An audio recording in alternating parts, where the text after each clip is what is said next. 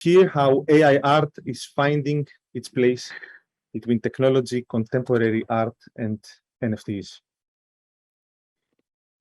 So thank you, Theo, so much. Hopefully you can hear me now. And yeah, I'll get started with my talk. I think, first of all, I normally share a few examples of where I'm coming from. So I've been in the field for about 6 years now. I got started with a meetup that I ran in London for around 3 or 4 years. Yeah, so as I mentioned, I started off with the meetup in London, and that has provided me with a number of opportunities, including working with Impact Festival, which is more of a traditional kind of critical media art type of venue, and I've also worked with kind of obviously clients like COGX, which is kind of a business AI conference normally held in London, and they actually really liked putting some of this kind of AI art up on easels, which is maybe not the preferred way a lot of the artists would display it, but you know, in a business context, that's what the client wanted at that point. And yeah, I'm also known for founding and running the Neuro's Creativity Workshop and the kind of associated online gallery, which I think I stopped doing about 2 years ago now, kind of with the rise of COVID and the changes in the field. And yeah, there's also a festival in Leicester where I've been working together with De Montfort Gallery and a few others in the field, in the local kind of community, to try and put some of this art up on screens in local environments, including the shopping centre outside of the building, and in a city that isn't kind of known for art. So that was kind of a nice yeah, a nice opportunity for me. And yeah, now I'll give you an overview of some of the artworks and some of the artists whose work I think has kind of made some amazing contributions to the field. And whenever I do this talk now, I feel that the field has moved on kind of so much, and I wonder if I should include more newer works. But then when I look at kind of what the field has become now, and the vast kind of amount of interest in using DALL-E and Midjourney, and kind of making a lot of the work which does seem to be quite similar to one another. Unless the artist, of course, spends a lot of time thinking of the concept and the storytelling of the associated piece. And yeah, so I decided to kind of keep some of the more maybe now historical works to kind of, yeah, to maybe provide more inspiration of other things that can be done. And but yeah, I forgot the file NFT show that I did, but yeah, I think like Mama mentioned earlier, Deep Dream was kind of one of the main points that brought a lot of people into the AI art field and made it really into a trend. And I always thought it was a little bit kind of underused, but there are artists like Daniel Ambrosio who were able to kind of combine the effects of the technology while keeping the kind of the subject matter in the image too, right? So here there's like this scene, and you can still see that it's kind of, there's a pond, and there's some buildings and trees, and there are the kind of the swells and the bright colors associated with Deep Dream. And it's kind of also since then iterated to also include some cubism elements, which again I think provide him with quite a unique and different style. And then came something called style transfer, which was, I think, really quite popular in the technical community back in the day, and faced a lot of kind of backlash from the art community. I think particularly maybe from some of Memo's colleagues at Goldsmiths, like Simon Colton, who who could have called it something like a prestige, right, to kind of replicating art from impressionist artists from the 19th century, whereas of course artists of today should be kind of innovating and kind of trying to make something new as opposed to kind of copy the past. And yeah, this is an example of kind of Jean Kogan testing and trying out different things with kind of putting the Mona Lisa into different artistic styles. And yeah, since 2014, we've seen the gradual evolution of the GAN from kind of the small blurry images to the kind of the very realistic and deepfake like aesthetics that we can see now.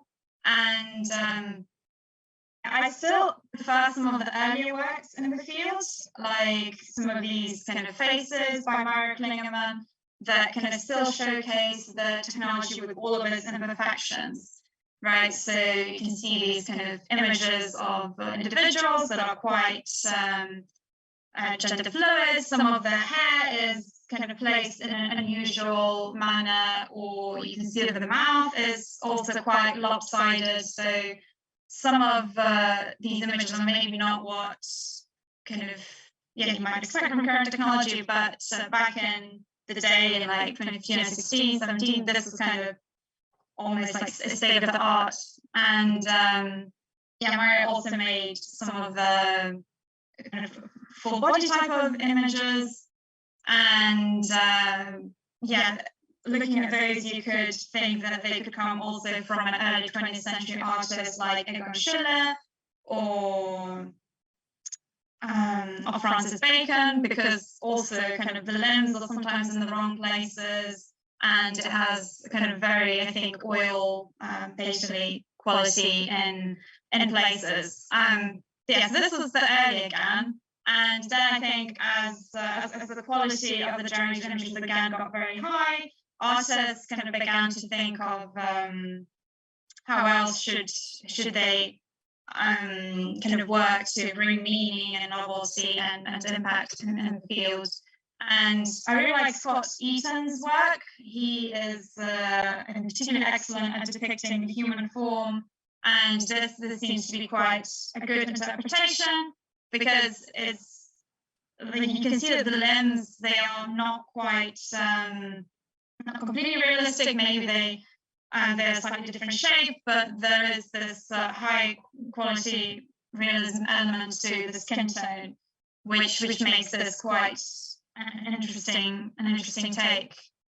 And then there was an artist called AI Told Me who made this work where the neurons are gradually switched off. So in the beginning, the image was quite realistic and high quality, and then it becomes kind of more blurry. So it's like kind of the neural network training kind of going backwards. So you can see, yeah, what it would have been like early on.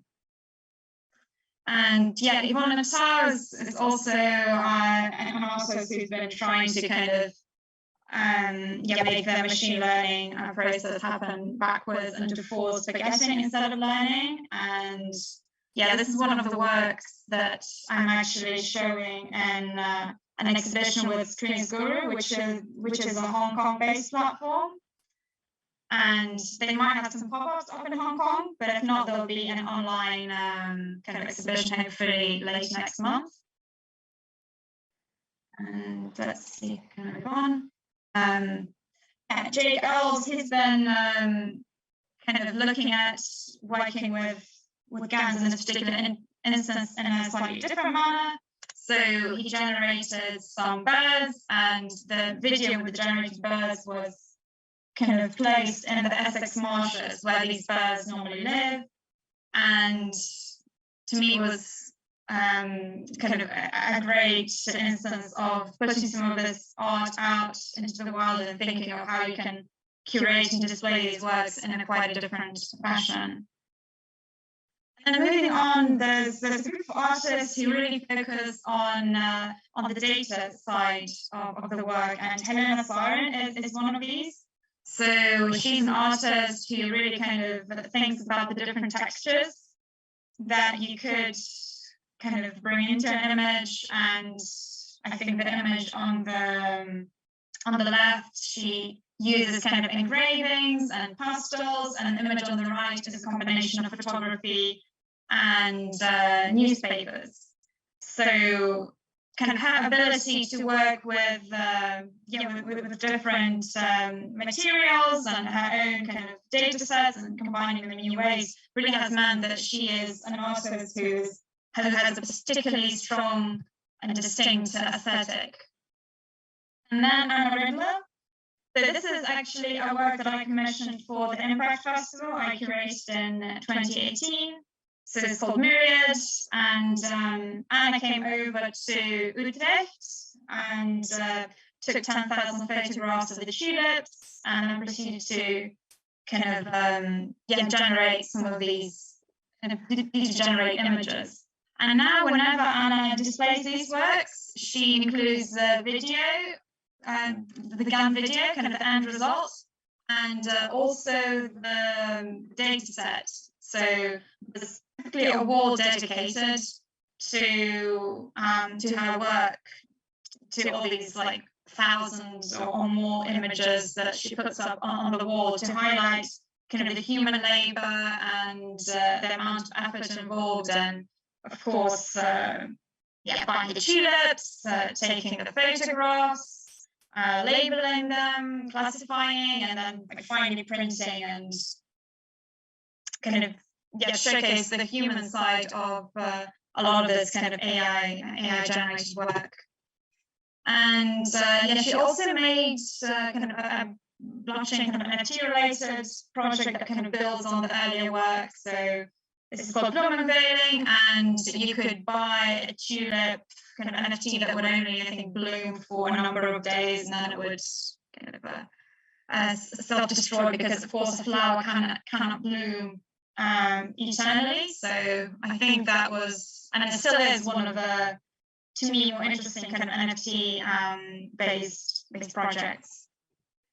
And other artists began to work with of course sculpture, like Ben Snell, who got an AI system to generate lots of different kind of images of the human form from antiquity to contemporary art.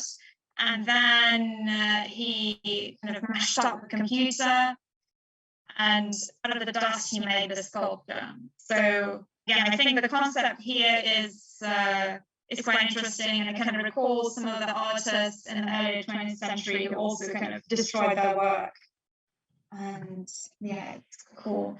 And now I'll talk about some of the work from the more I think contemporary times. So beginning with Dolly and Clip. And I'm a big fan of works done by Vadim Epstein, who's an artist who's developed, I think, a number of different clip-based notebooks like Aphantasia, which sort of, I think, combines also some of the deep dreamlike aesthetics with with the possibilities made possible by Clip. And he's made some kind of beautiful epic-like videos on the topic. And I think actually with Clip, it always felt to me that there were more kind of distinct aesthetics that there are maybe kind of now with some of the kind of latest models. I mean, maybe they're still so new and there's still kind of too much excitement, but Vadim Epstein has some interesting work. And then Maneki Neko is an artist, again, from my kind of upcoming exhibition with Screens Guru. And again, she's an artist who kind of looked at kind of storytelling and kind of making a complex narrative of aesthetics in her work. And I think that's kind of made possible through collage, and it's something that would be nice to see more of. And of course, Ganbrud is I think an artist who comes from a photography background, who's been making some very kind of cinematic, beautiful work made possible with the latest tools. And Maria Klingemann, who of course is one of the kind of pioneers of the AI art movement, who's been working a lot with GANs. He's also made a project called Botso that was kind of using Clip to kind of generate lots of different variations, lots of different possible images, and then the community would vote which of these images should be sold as an NFT. And I think this project was quite commercially kind of successful. It generated something like over €1 million in revenue over a few weeks. So that was, I think, quite exciting. And recently I think we've had DALL-E 2, of course, which is kind of much more realistic, much better, higher quality generations. And these are some tulips that Anna Riddler shared with me. And if you kind of saw some of her earlier generations, you will recognize kind of the increase in kind of the level of realism, detail, and quality that's kind of very, very obvious here. And Sophia Crespo is an artist who's always interested in the natural world, and she's been using kind of DALL-E for the purposes of kind of imagination. And I think as Momo mentioned before, a lot of these kind of text-to-image models are really kind of useful in showing you kind of what's possible, something that kind of your brain might visualize completely differently or be unable to visualize. And then you have the system that can try and imagine what a cross between a zebra and flamingo can be like, kind of showcasing two different kind of variations, one that's maybe more zebra and one that's maybe kind of more flamingo. And these are just some images posted by Magnus Norden on Twitter. In response to a thread, I think, by Julian Tegelius, who was encouraging artists to post both the failures and successes, and kind of using some of these latest image generators. And in this case, I think Magnus was using what was aiming to generate hands, and you can see the kind of the range of images that the image generator came up with. And I find some of them quite beautiful in that they are quite non-standard.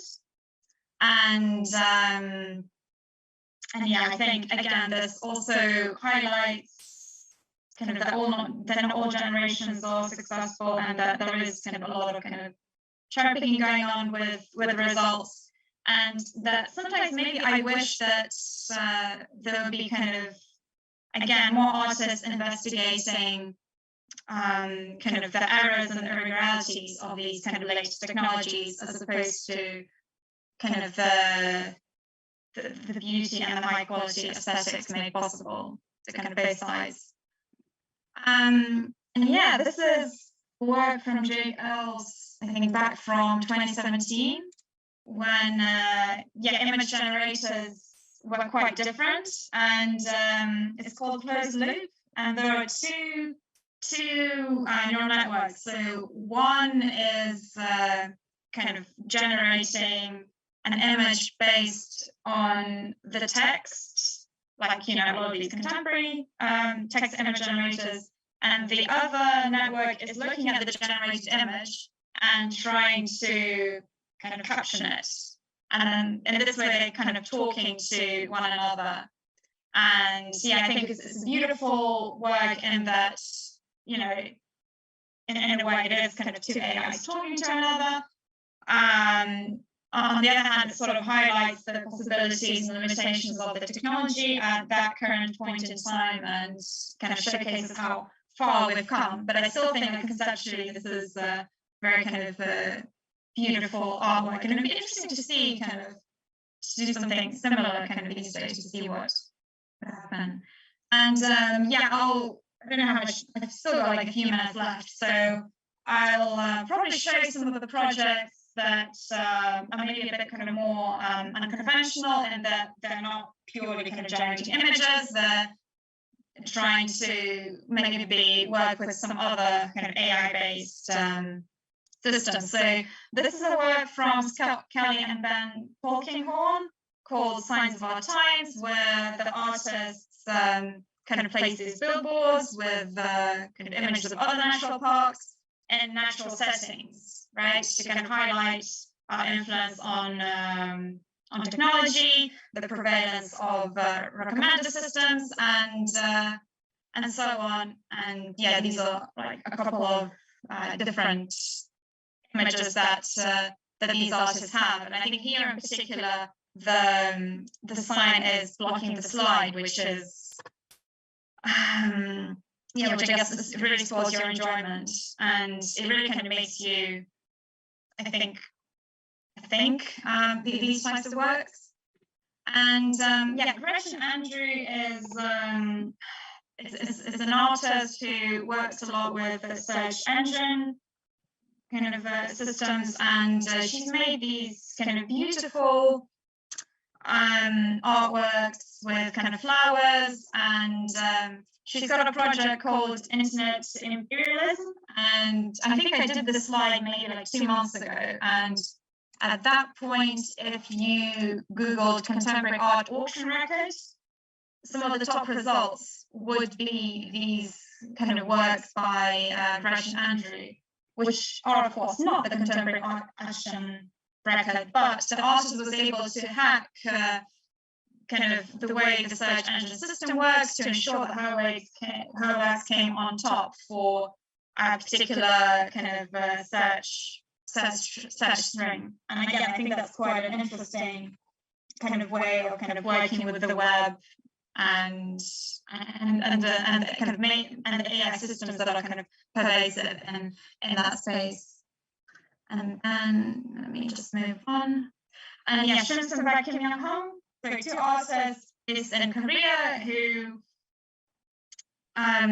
made a series called Non-Facial Portraits by working together with portrait painters in South Korea, who were tasked to paint portraits together with a facial recognition system that was looking at the face and the face that the artists were drawing, and they had to make sure that it could not detect the face.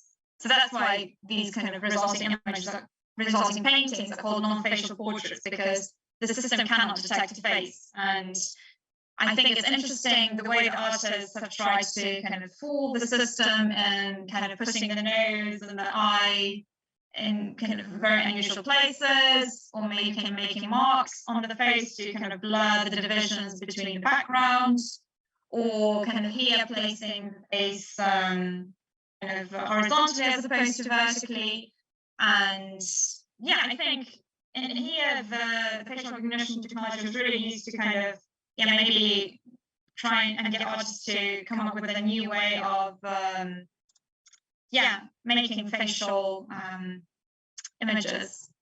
And that's a great use of this type of technology. And Martin Mariansky used kind of I think a curve generator to come up with a face. Again, it's just like quite different. And Tom White, he's been looking at image recognition systems, and he's got these kind of images from a series called Perception Engines, and I think the image on the left is a starfish, and this is the image that if you show it to most image recognition models from that period of time, this is kind of the minimum or the image that would kind of mean communicating the meaning of the aesthetic as a starfish to them the most. But of course, if I look at it as a human, like I would expect something very different from a starfish. I would expect, I think, 5 or however many kind of legs sticking out. So this highlights the difference in perception. And I think that's it.